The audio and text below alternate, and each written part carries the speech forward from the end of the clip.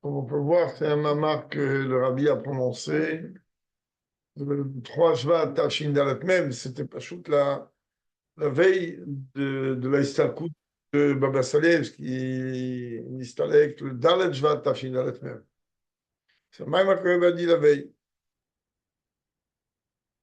Sur le parachat de Bro, grande partie des mamarim, même d'Ibor Amatril, c'est-à-dire elle est basée, fondée sur le même verset. Et comme vous voyez, il y a plusieurs, qu'on vient de dire, plusieurs Mahamari. Alors, on dit, Yi be'etzem hayom hazeh Sukkot tzivot Hashem me'eretz Mitzrayim. Voici que dans cette journée, c'est-à-dire au sein même de cette journée, sont sorties toutes les armées de Dieu de la terre d'Égypte. Et cette sortie-là représente l'El Shimori Moulavai, et c'est une nuit protectrice pour Dieu. Dieu vient protéger cette nuit-là, les Otsia, Meretz Mitzrayim, afin de les faire sortir d'Égypte. Le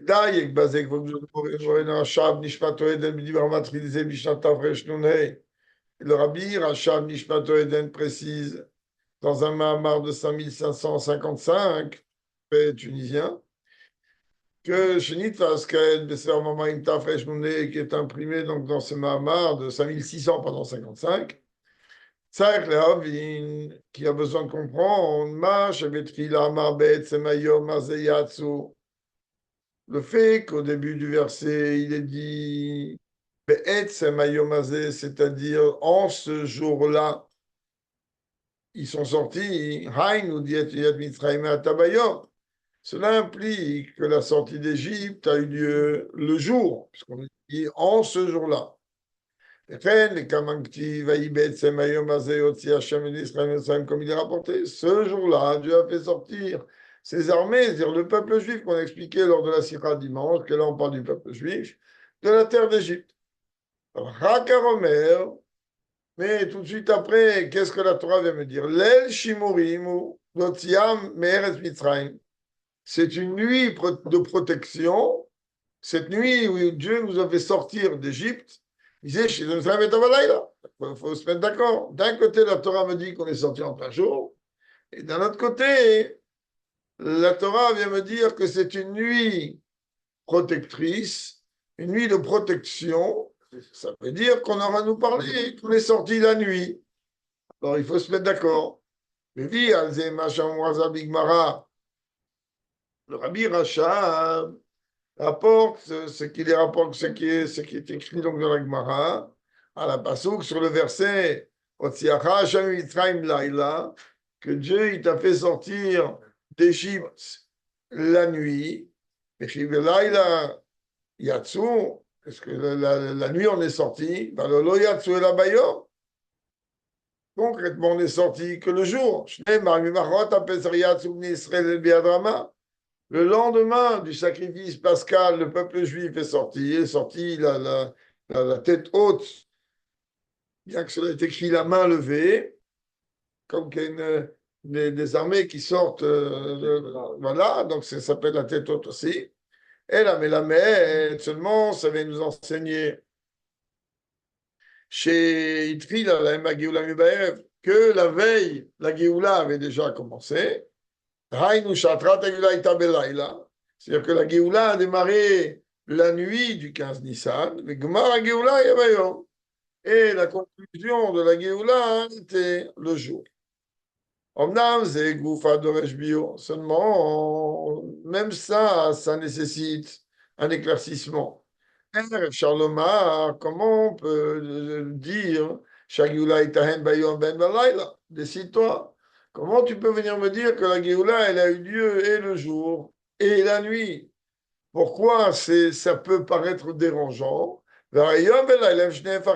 Simplement, le jour et la nuit, ce sont c'est totalement antagoniste, c'est complètement contraire. Et comment c'est possible qu'un même sujet, qui est le sujet de la Géoula, il ait une relation avec deux choses contraires? d'une manière concrète, avant de continuer dans le Mama, hein, on sait très très bien que la journée, les 24 heures d'une journée sont coupées en deux. Et quand on dit ils sont coupés en deux, on est en train de parler de 12 heures le jour et 12 heures de nuit. Bien qu'il n'y a pas 12 heures et 12 heures, ça c'est coupé en 2 fois 12. Il y a une première partie de la journée où les 12 premières heures, où c'est les différentes permutations du nom de Dieu Yud Kevavke, et les 12 autres heures de la journée, c'est ça en gros, c'est pas réellement comme ça en millimètres, qui est, eux, c'est le nom de Dieu, qui est Elohim. Le fait que la nuit, on ne dit pas Teilim, on ne dit pas Chumash sans commentaire, etc., etc. Il vaut mieux dormir ces moments-là, parce que le moment des Gvurot. Alors, et comme tout le monde se rappelle de l'histoire, je vais fermer la parenthèse, avec l'Admour Zaken qui était jeté en prison, et que lorsque le garde est venu lui dire qu'est-ce que tu mets les tefilines, il est 10 heures du soir, il lui a dit non, c'est un horaire que je vais inventer, il est 7h22 et 30 secondes du matin. Ah, d'où tu sais? Il dit parce que je vois les permutations du nom de Dieu. Donc, Rabbi, il dit à partir du moment où chaque instant de la journée, il est généré par une permutation du nom de Dieu. Donc tu ne peux pas venir me dire qu'un événement, surtout aussi important que cela, qui est celui de la libération de la Géoula, alors il a lieu le jour et la nuit, décide-toi. Il fera, et surtout, chez Agéoula, Bayom, Aïta, Betok, Froshelium. Surtout quand on parle de la journée, on nous parle de toute la force, en ce jour-là. D'un autre côté, la Géoula de la nuit, elle a eu lieu quand? Non pas Moshe, comme on a vu dans le Chitat aujourd'hui, il a dit Kachatzot, mais d'une manière concrète, c'était Bechatzot, Chita Berashim Mechita. C'est où Tokef Rosh Halayla. C'est-à-dire que Chatzot représente en vérité le passage, et comme c'était à Chatzot même, c'est le moment où la nuit est le plus obscur, le moment où la nuit est le plus fort. כמבואר במקום אחר, שחציו הראשון של הלילה הולך ונחשב חציו השני, כבר מתחיל להתנצץ קצת מאור היום, ונמצא שתוקף הראשו הוא בחצות הלילה.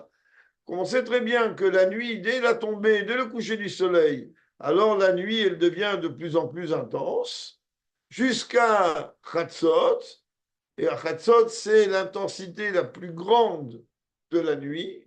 Et après Chatzot, démarre d'une manière progressive le lever du jour. Et là, automatiquement, le jour donc prend place petit à petit. Donc, Chatzot, en vérité, il représente le Tokef, c'est-à-dire il représente la force la plus grande de la nuit. Alors, décidez-vous, c'est ou le jour ou la nuit. Là, on n'arrête pas parler. Quand on parle du jour, on me dit, ben, ça m'a c'est-à-dire dans la dimension la plus forte de la journée. Pourquoi ça prime et ça, c'était le joug de la Rouhaniout de Mitzrayim. Donc, ils sont sortis Balaïla. Le joug, la Rouhaniout, elle est Ishtacheru. Et le gouf, Ishtacher Baboker, Be'etzem Hayom Hazeh. On peut dire comme ça, mais tu es d'accord que dans le Pshat, il y a une problématique. Le Pshat, d'un côté, il me parle de Be'et Samem, d'un autre côté, il me dit là, tu mourir. Alors décide-toi. Et Chatzot Alayla. Dans leur bain. Oui, mais Chatzot, c'est le moment dans lequel, après Makat Bechorot, c'est fini, gamin. ואם כן, הרי בית העניינים דיום ולילה כאן, הם בית הפכים מן הקצה לקצה. Donc ici, en vérité, la dimension de jour et la dimension de nuit, c'est deux extrêmes. Et donc la question, elle se pose encore plus. Comment la Géoula, elle peut être des deux situations? Comme ça, il dit le Rabbi Rachab. Gam et Daigmama Sham. Bah, il dit dans le Mamar, Ma ou chez Katoub Lel Shimorim ou Lehavai. Ça veut dire quoi? C'est une nuit de protection pour Dieu. Ma ou Inyan à Shimur Lavai. Ça veut dire quoi, une nuit de protection pour Dieu? וגם מהו שחוזר ואומר עוד, הוא הלילה הזה להווי שימורים וגומר. מהו עוד כפל הדברים? Après, il répète, c'est cette nuit-là, une nuit protectrice. Alors, comment ça marche? Klavin Kolze, avant de pouvoir donner réponse aux questions qu'on a soulevées, c'est-à-dire qu'a priori, la Géoula, elle véhicule en elle deux entités antagonistes de jour et de nuit. Et ensuite, qu'est-ce que ça vient faire que la Torah a besoin de me parler à deux reprises de dimension de protection? D'abord, le rabbi dit, on va d'abord essayer de comprendre autre chose. Qu'est-ce qu'il y a? On a besoin de commencer à dire quoi? Qu'est-ce que représente le sujet de la sortie d'Égypte dans mon service de Dieu? Aussi bien physiquement, c'est-à-dire dans la matière, comme il a dit David, et spirituellement. Car c'est au quotidien qu'on sert Dieu.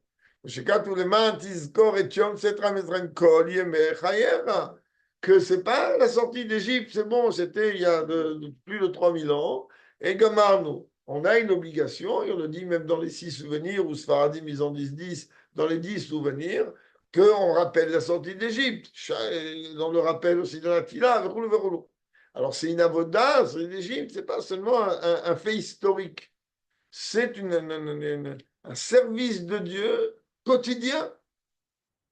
Ça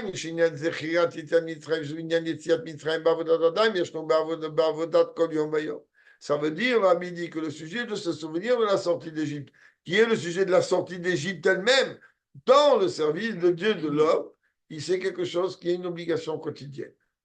Le Rabbi Rachab précise là-bas dans le Mama,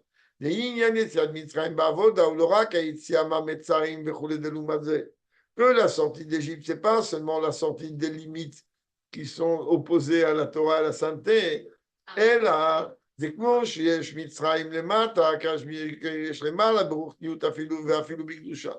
la même manière qu'il y a des barrières, il y a des limites, il y a une forme d'Égypte ici-bas, il y a aussi, même dans le domaine spirituel, même dans la Gdusha, une forme d'Égypte de barrière. Même dans ça, on a besoin de sortir d'Égypte. Ça aussi, on a besoin de comprendre.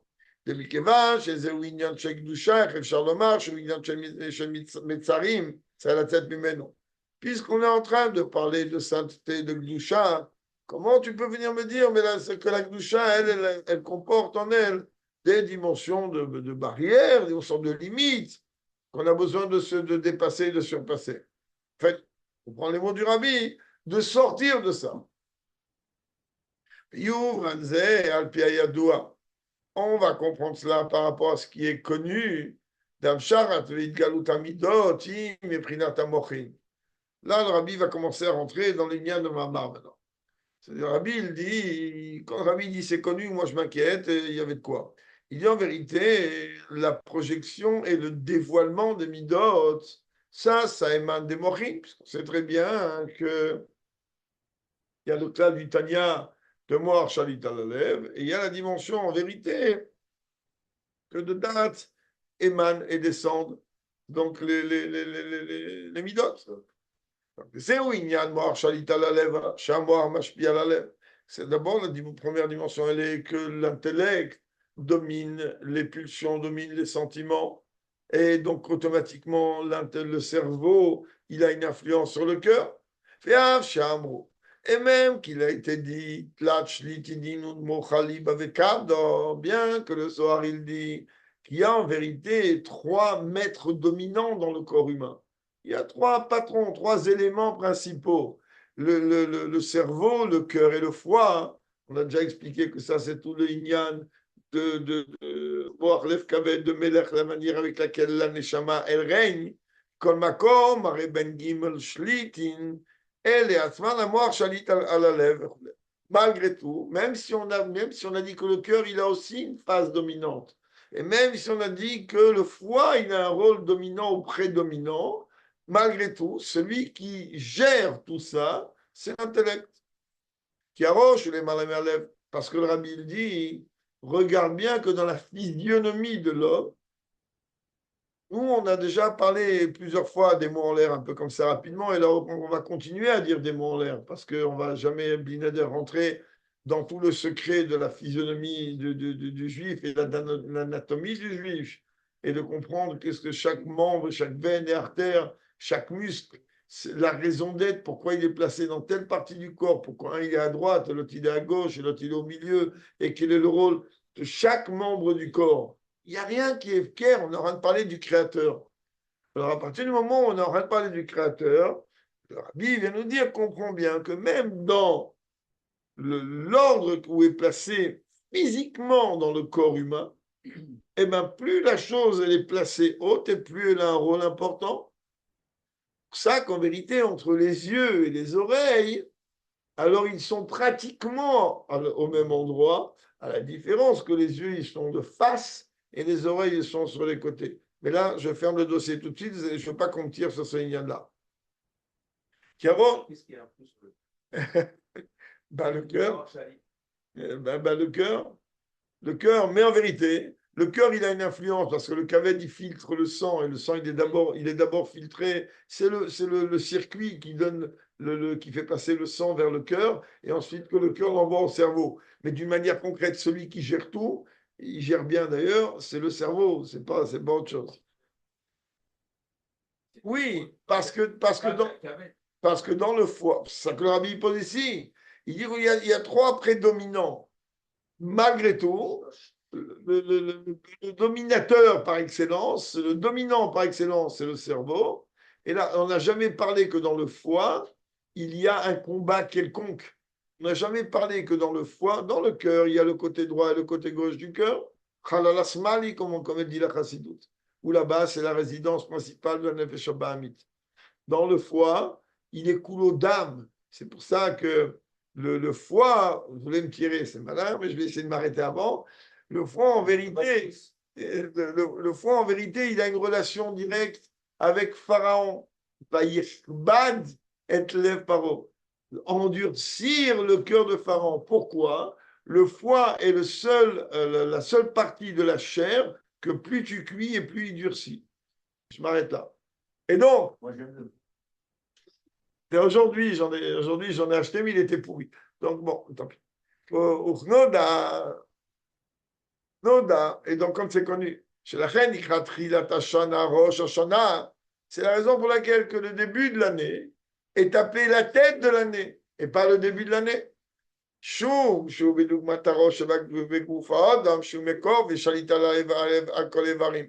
Parce que Rosh Hashanah, il a en vérité ressemble à la tête du corps, de la même manière que la tête dans le corps humain, elle domine et elle gère tous les autres membres. Et bien de la même manière, Rosh Hashanah, il prédomine tous les jours de l'année.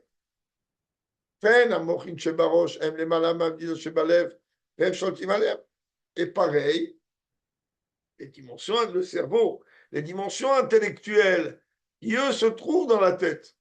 Eux, ils sont de-là des midotes qui, eux, résident dans le cœur, et la tête, les mochin, les dimensions intellectuelles, c'est chokhma, bina et da'at, eh ben, ils sont cholettes, ils dominent les pulsions et les sentiments. Et d'ailleurs, les midotes, elles n'ont pas réellement leur mot à dire. Pourquoi elles ont pas mot à dire? Mais d'où tu viens? Tu vas dire quelque chose à ton père ou à ta mère? Tu vas rien dire du tout. Donc tu n'as aucun mot à dire. Et pourtant, qu'est-ce qu'on voit chez nous? Et là, j'ouvre et je ferme tout de suite. On voit chez nous que malheureusement, on va beaucoup plus souvent avec les pulsions du cœur qu'avec ce que la tête, elle veut. Et pourtant, l'Admor Azaken, bien que c'est un grand, grand chidouche dans la chassidoute, nous, aujourd'hui, c'est quelque chose d'acquis et de vendu, on a déjà acheté depuis longtemps, depuis des dizaines d'années, centaines d'années, on a acheté ça. Mais à l'époque d'Admor Azaken, c'était un chidouche qui a fait une révolution, même chez les gens d'un plus haut niveau. Quoi, Mohar Shalit à la lèvre? En vérité, tu es en train de nous dire que quoi? Qu'on est des clowns? Il dit, bah oui, parce que c'est pas ce qu'il a dit à Zaken, c'est moi qui réponds. Parce que lorsque tu laisses passer le cœur avant la tête, au lieu de Meller, ça devient Lemer, ça veut dire un guignol. Clown. Un clown. Ça veut dire un clown, c'est quoi? C'est quelqu'un qui, en vérité, se laisse aller avec ses pulsions. Alors qu'en vérité, si on voulait vraiment, alors des fois, merci mon Dieu, on veut, des fois on veut un peu moins. Alors si on voulait vraiment, eh ben, jamais on laisserait les midotes faire ce qu'elles veulent. Et surtout, en règle générale, et là aussi, il faut que je fasse vite la parenthèse, les midotes qu'on ressent, les pulsions que l'on ressent le plus, sont celles du côté gauche du cœur, plus que celles du côté droit du cœur. Et dans ces cas-là, il faut apprendre à arrêter tout ça. Allez. Mais quand même, le rabbi dit ce sujet-là, encore, il nécessite un éclaircissement, une explication. Comment c'est possible que l'existence des pulsions, des midot, lui, il découle des mochin? C'est là encore ces deux entités totalement antagonistes. Ah, encore une fois. Et le rabbi dit, parce que là, on parle de deux choses complètement contraires. Comment? Les mochin en bemenucha dafka. Les mochin, les dimensions intellectuelles, c'est froid, c'est qu'on dit cartésien, c'est carré. Quelqu'un qui est froid et carré, c'est quelqu'un qui se laisse impressionner par rien. Donc chez lui, il n'y a pas réellement de changement. Chez lui, il n'y a pas réellement. Chez lui, il a une direction et il la suit et c'est tout. Donc il n'y a rien qui va l'impressionner. Ah, pourquoi non on se laisse impressionner? Parce que malheureusement, on va dans la majeure partie des cas avec nos pulsions. Et les pulsions, ben, entre les sept, mon cœur balance. Un jour c'est bleu, un jour c'est vert, un jour c'est rouge, un jour c'est une autre couleur.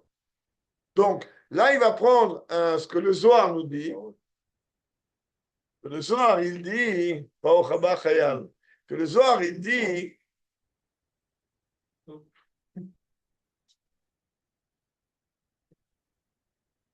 que Mama, Saba, Daot et Satim, Moche Satim, Vesherik Chule. Qu'est-ce qu'il dit le Zohar? Un grand-père, donc une personne âgée. Alors, il faut savoir que toutes ses opinions, sa connaissance, il la cache, il est caché. Ce qu'il pense, c'est caché. Et en règle générale, il ne dévoile rien. C'est-à-dire quelqu'un qu'on dit que ça. Comment on appelle un homme âgé, un homme sage? C'est quoi un sage? Quelqu'un qui fait attention. On peut être âgé, pas être idiot. Mais en règle générale, on peut être un ravagé. En général, quand on parle de Saba, un grand-père, ça veut dire automatiquement, il a de l'expérience, il est sage, il ne va pas tout de suite balancer un mot n'importe comment, etc. C'est comme ça, le soir, en tout cas, il dit. Machin, qui est un Raj Gadol. Alors que les alors, elle, c'est avec beaucoup de bruit, là, il prend un mot en russe, Hummel, Tummel, ça fait beaucoup de bruit, beaucoup de boucan. C'est pareil aussi, matériellement parlant. Comment? Des clés à moire ou car, on vient de le dire tout à l'heure, merci mon Dieu que le rabbi dit que je ne vous mens pas. L'intellect, c'est quelque chose de froid. Pour les machines, qu'un alèche ou mishkalamidot, je peux d'ofek. C'est-à-dire quoi froid? Tu as vu le cerveau, quand le cerveau il se met à bouger, c'est qu'on ne va pas bien du tout. Mais le cœur, lui, il y a des pulsions cardiaques. Tfigou de libre. C'est-à-dire ces pulsions cardiaques. Et il vaut mieux que les pulsions soient comme il faut. Et en général, quand quelqu'un, il y a un changement d'une situation qui se présente devant lui, le cœur, il peut, en un instant, arriver à des pulsions, à la limite, je vais dire, dangereuses. C'est-à-dire, mamache, alors que, bon, maintenant, il y a des gens aussi, que leurs pulsions, elles sont naturellement élevées. C'est pour ça qu'il est important, j'ouvre et je ferme encore la parenthèse, que chacun il connaisse un petit peu son corps. Parce que moi, je sais quelles sont mes pulsions. Je sais combien, enfin, mon dofek. Je sais exactement. Un dofek normal, comme tout le monde, dans les 60, entre 60 et 65, c'est un dofek normal. Je connais une personne de près. Et ma fille, par exemple, que Dieu lui envoie une guérison en bonne santé, elle a un dofek que parfois il peut monter à 140 en 3 secondes. Mais en 3 secondes. Alors, pour nous, 140, on est à deux doigts du délire. Pour elle, elle prend le temps de se calmer. Donc, quand malheureusement, des fois, elle va à l'hôpital, et que ils prennent le Dofec, disent, elle rentre en panique, dit calme-toi, c'est mon Dofec habituel. Comme je ne veux pas être à l'hôpital, donc le Dofek qui monte. Après, il redescend, merci mon Dieu. Donc, le Dofek, le pico de Liba, c'est quelque chose en vérité qui change avec un matzav. Si j'ai peur, ça va bouger comme ça. Si je suis heureux, ça va bouger comme ça. En tout état de cause, on va voir que oui, il y a des différences. Alors que le cerveau, lui, il ne va pas se mettre à bouger en fonction Lui, quand il est face à une situation, ben, le cerveau, il va gérer. C'est-à-dire qu'il va au contraire, lui, il va être chalit à la lèvre, dire tu vas te calmer, tout va bien, ça se gère. C'est comme ça que je lui fais. Je dis, écoute, je suis là, il y a un bon Dieu, tu es dans un bon endroit, et ça descend. C'est même pas, c'est des choses qu'on voit physiquement. Et oui, le dauphin qui descend. Parce que moi, chalit à la lèvre. Ça, c'est matériellement. Haïnou, sous tamid mimroutsa. Alors le cœur, lui, tout le temps, il court à droite, à gauche, ratso vachou. Il y a une évolution un peu comme ça. Haïn, yanou dema, chasser, nous mekor la midot. Quand on est en train de dire que l'intellect, il est la source des émotions de midot, היינו, רק בבחינת המעשה, שבשכל שהוא תמצית ההשכלה. On est en train de parler de quoi? De comment les choses vont se traduire dans l'action. Lui, il est en vérité le cahier des charges. Il est en vérité le donneur d'ordre avec un cahier des charges. La reine, il t'avoue ta midot minaseret, il dave qu'elle est des silou color à scala. Mais étant donné que lui, il transmet un cahier des charges, quand vous donnez un cahier des charges à des employés qui doivent faire un travail, vous allez faire quoi? Vous allez leur donner un papier dans lequel il y a des instructions. Eux, ils doivent faire le travail. Tu crois qu'ils étaient là, que toi, tu as réfléchi pendant 14 jours, matin, midi et soir, et tout ce qu'ils avaient dans les conclusions. Ah, mais c'est exactement pareil. C'est-à-dire que tout le hors de la scala, c'est-à-dire tout le débat intellectuel qu'il y avait, toute cette lumière intellectuelle qu'il y avait dans ton esprit, avant d'arriver à la conclusion qui va mener à l'action, ça, ben, quand tu as juste une conclusion écrite dans un cahier de charges, eh ben, il ne rentre pas dans tout ton raisonnement derrière. Qu'est-ce qui reste? Il reste uniquement en conclusion. Conclusion, on fait quoi? Mais toi, hein, avant de donner cette conclusion, de dire tu vas construire de cette manière, ici tu vas mettre tant et là-bas tu vas mettre pas, ici tu vas mettre du bois, là-bas tu vas mettre du fer, et ici tu vas mettre ceci, cela, lui tu crois qu'il était là pendant tout le. Comme David il répète des tas de fois, mais non, il faut réfléchir pendant des mois. Plus la construction est importante, c'est des mois de réflexion. Des mois de réflexion. Oui, il faut des mois de réflexion pour éviter ce qu'après les employés ils vont mettre des années pour travailler.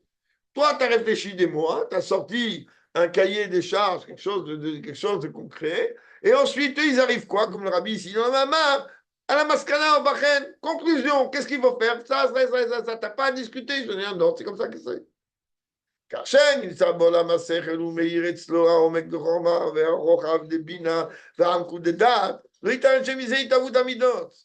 Si il y a en même temps l'intellect, c'est-à-dire la sagesse de Chokhmah, la profondeur de la sagesse, la largesse de la compréhension et la profondeur, encore une fois, de la connaissance, mais c'est impossible que les midotes s'expriment. C'est pas possible. Il y a un trop grand balagan. Mais lorsqu'on arrive qu'à la conclusion, c'est un niveau de date, c'est ce qu'on a expliqué très brièvement et très rapidement à la fin du Pérec Shishi du Tanya. C'est-à-dire qu'en vérité, le date, lui, il est l'analyse, il est la résultante de Chokhmah et Bina.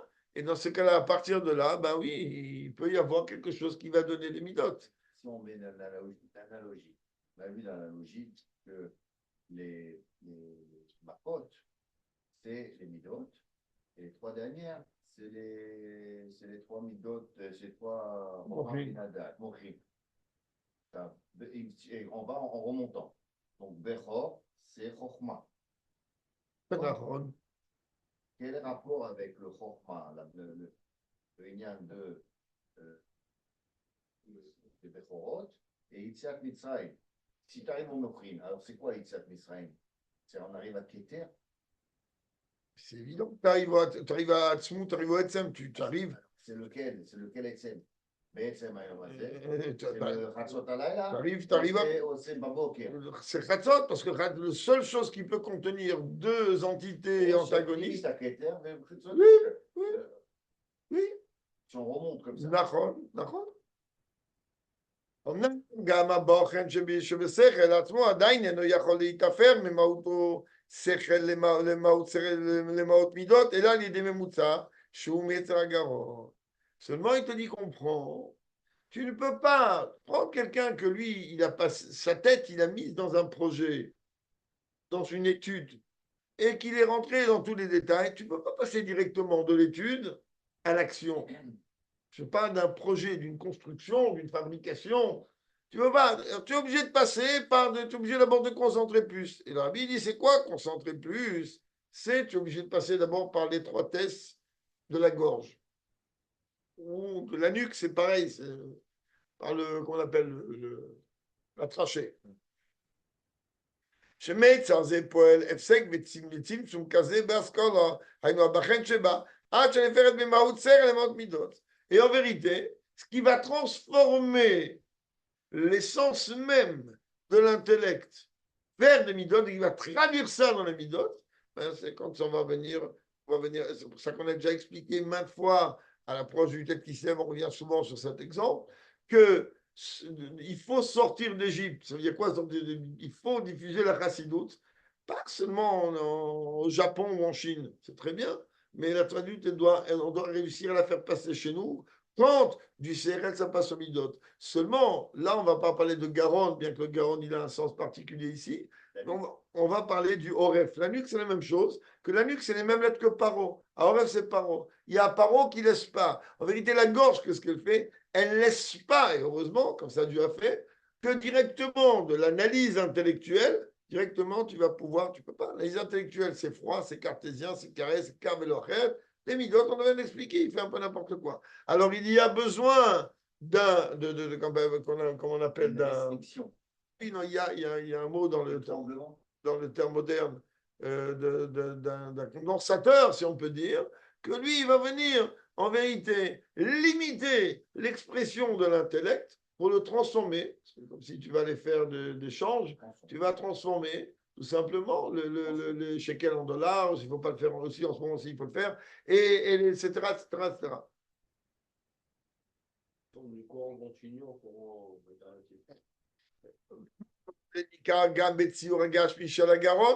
Et d'ailleurs, le rabbi, il dit, on regarde la gorge, c'est-à-dire la trachée, c'est comme ça. Gorge, ça a hauteur, profondeur, etc.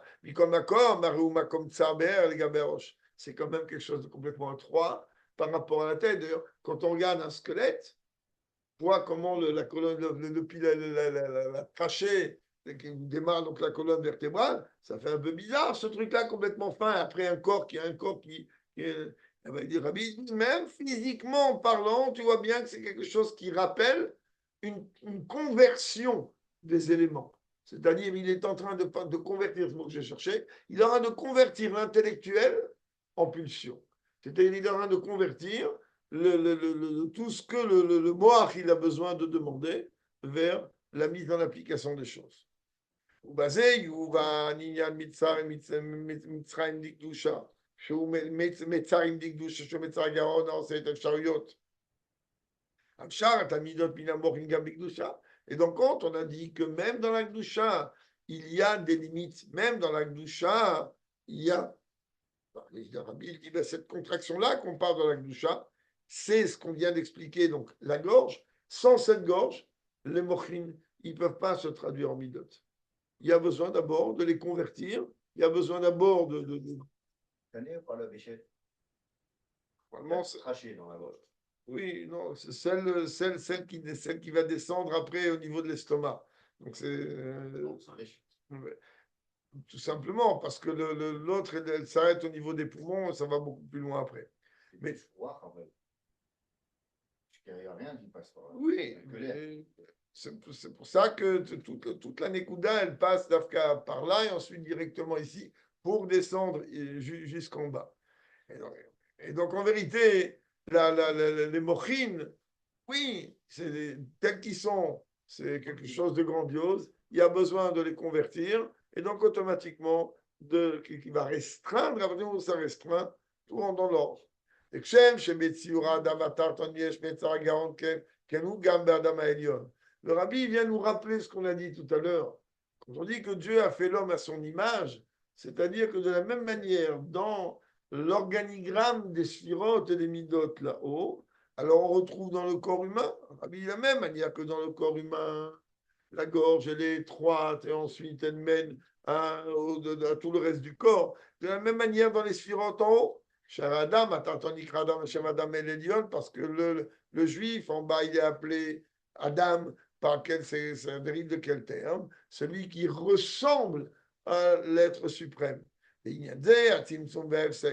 je voulais dire tout à l'heure, c'est exactement quand on est en train de regarder depuis Orensov en sautant 350 milliards d'étapes à l'infini, mais lorsqu'on voit de ce qui reste d'Orensov qui se branche dans Keter d'Atsilut, et ben automatiquement il passe par un cave, donc par un canal qui est le rappel du souvenir d'Orensov, et ben il est obligé de passer par ce canal extrêmement étroit, ce qu'on appelle le cave, qui va se connecter avec Keter d'Atsilut, et ensuite ça va pouvoir se répandre.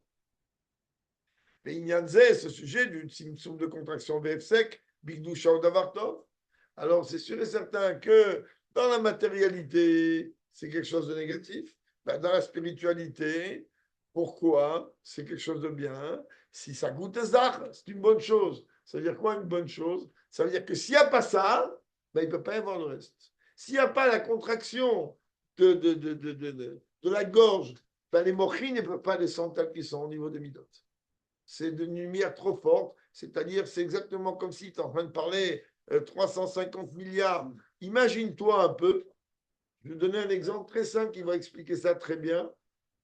Imaginez que mon cerveau, Dieu préserve, il n'arrête pas, il ne gère pas les pensées qui se traduisent dans la parole. Tu imagines qu'est-ce que le balagan qu'il y aurait dans ma bouche? Le cerveau, qu'est-ce qu'il fait? Il y a 1 milliard de choses qui travaillent dans tous les cerveaux. Mais ensuite, dans la pensée, il y en a des milliards. La pensée va se traduire dans la parole. Si le cerveau il ne gère pas ses pensées, qu'est-ce qui va sortir par la parole et qu'est-ce qui va rester là-dedans? Ça serait un vrai balagan. Donc il y a cette gestion-là. Pour ça qu'il dit, en vérité, que cette contraction-là, c'est quelque chose, une bonne chose. Au moins, ça permet à la chose d'être. C'est ça qui va permettre le dévoilement à l'existence de Midot. Et après qu'il y a les Midot, et ben automatiquement, on va arriver, donc dès que le cahier des charges il est perçu, dès que les rôles ils sont distribués, ben, on va arriver à l'action concrète.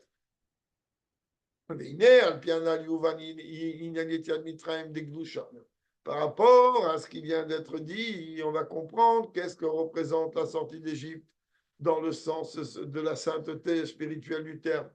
Donc,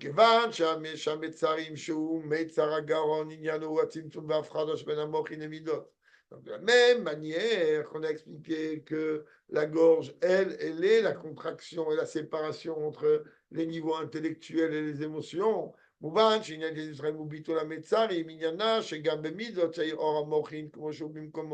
Le but, il est quoi? De que oui, il y ait une connexion de la lumière des mochin dans les midot.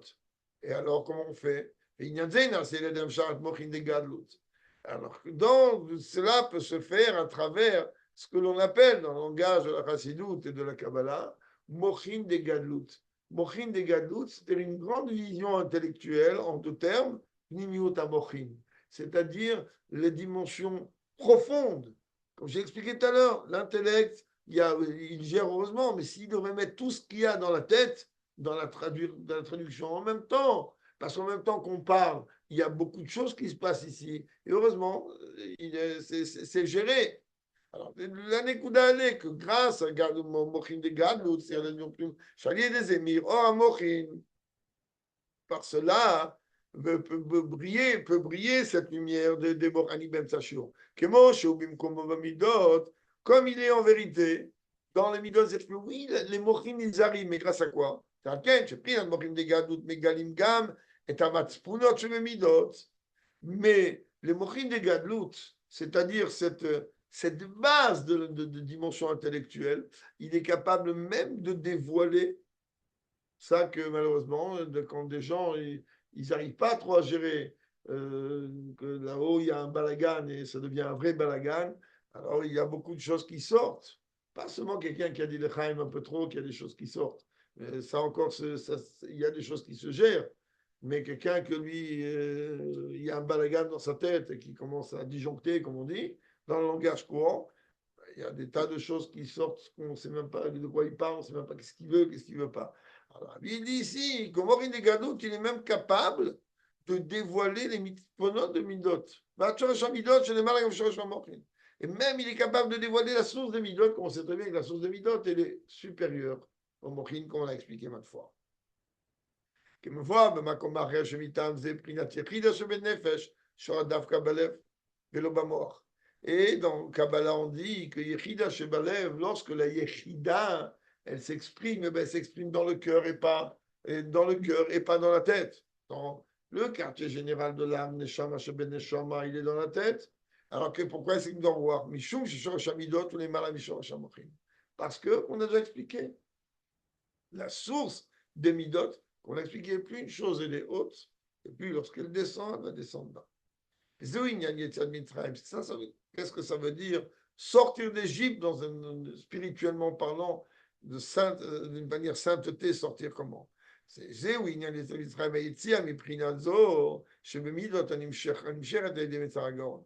sortir de la limite que la gorge elle impose à l'intellect. Jusqu'à laisser passer l'éclaircissement de l'intellect jusqu'au midot, jusqu'au niveau le plus bas des midot. Et jusqu'à même laisser passer, laisser traverser l'essence même des midot. Bon, ça, c'est un travail qui n'est pas donné au premier venu, Kamouvan de Gampachut. Que lui, il est au-delà même du shoraj des mochim. Et c'est ça en vérité quand on nous dit en ce jour-là, se sentit toutes les armées de Dieu, donc tout le peuple juif est sorti à ce moment-là, et c'est une nuit protectrice, etc. Ou là-bas, il que Dieu a sorti d'Égypte. Des morts, il nous mit d'autres comme le mochin et midot, si tu veux prendre l'évaluation de l'un face à l'autre, c'est exactement comme si tu vas appeler l'un le jour et l'autre la nuit.